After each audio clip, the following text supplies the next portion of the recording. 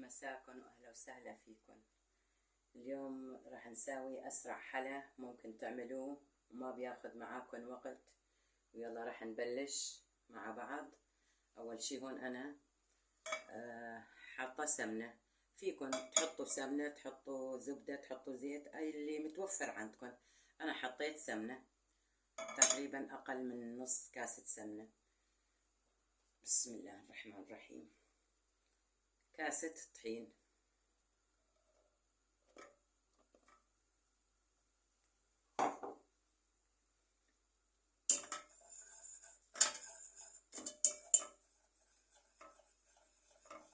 راح نبلش نحركهم مع بعض.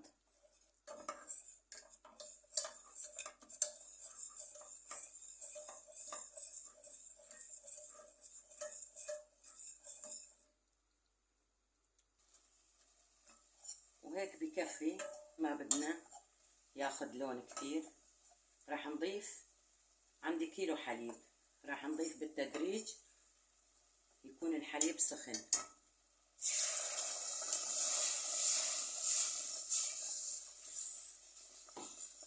نضل نحرك، لازم يكون التحريك مستمر.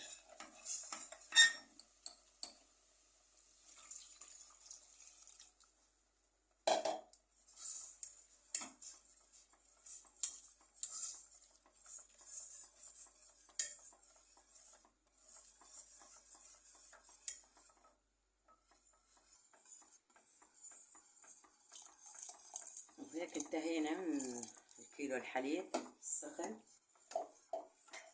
بدنا نضيف كاسة إلا ربع سكر، وانتو حسب يعني حسب ما بتحبوا.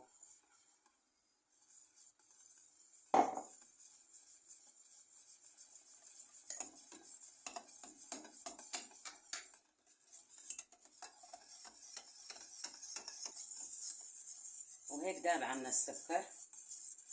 بدنا نضيف اي منكهات تحبوا تضيفوا.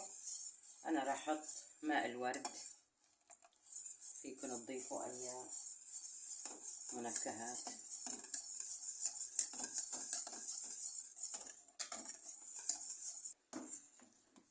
وهيك بكفي، لازم يكون هيك قوامه.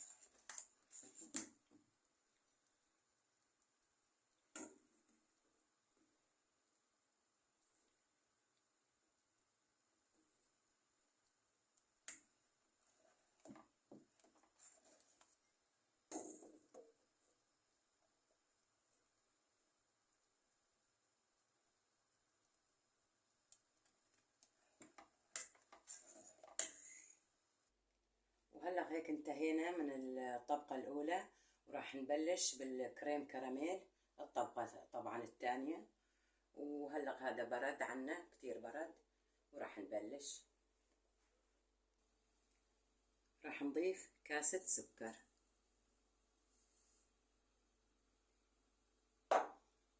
عنا هون 3 كاسات مي. لازم نضيف 3 معالق نشا،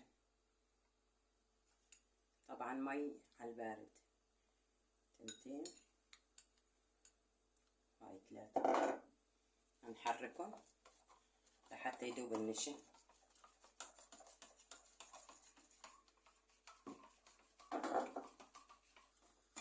طبعا راح نضل نحرك لحتى ناخذ لون. شايفين هيك اخذ معانا هذا اللون، نحن ما بدنا اياه يحترق. هذا اللون تمام. بدنا نضيف المي والنشا.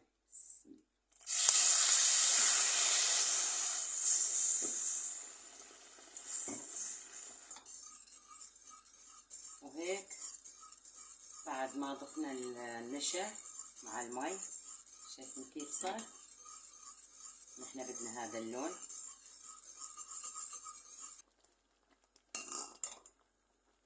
شايفين هيك بكفي.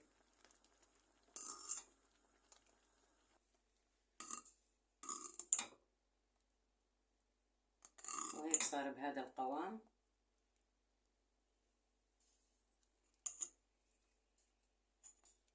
راح نضيف على الطبقة الثانية.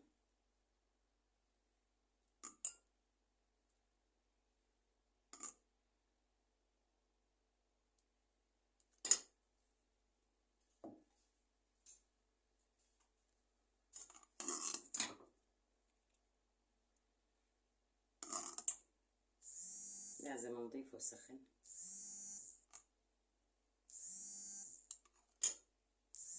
وهيك صار عنا الحلا جاهز، وبتمنى تعجبكم الطريقة، بتمنى تجربوا طريقتي.